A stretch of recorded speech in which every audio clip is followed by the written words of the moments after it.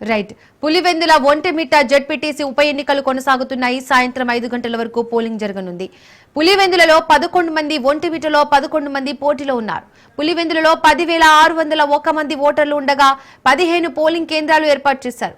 ఒంటిమిట్టలో 24,606 మంది ఓటర్లు ఉండగా 30 పోలింగ్ కేంద్రాలు ఏర్పాటు చేశారు. బ్యాలెట్ పేపర్ ద్వారా ఎన్నికలు జరగనున్నాయి.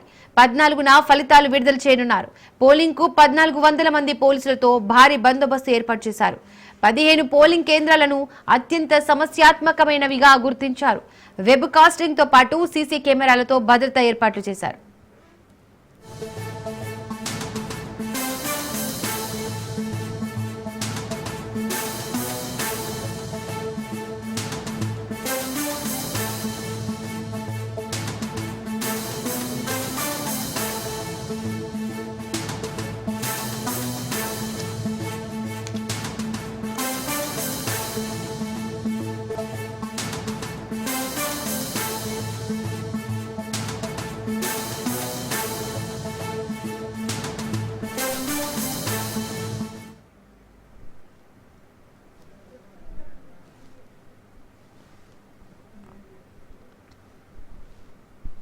పులివెందుల ఒంటిమిట్ట జెడ్పీటీసీ ఉప ఎన్నికలు కొనసాగుతున్నాయి. సాయంత్రం 5 గంటల వరకు పోలింగ్ జరగనుంది.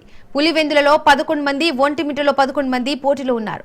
పులివెందులలో 10,601 మంది ఓటర్లు ఉండగా 15 పోలింగ్ కేంద్రాలు ఏర్పాటు చేశారు.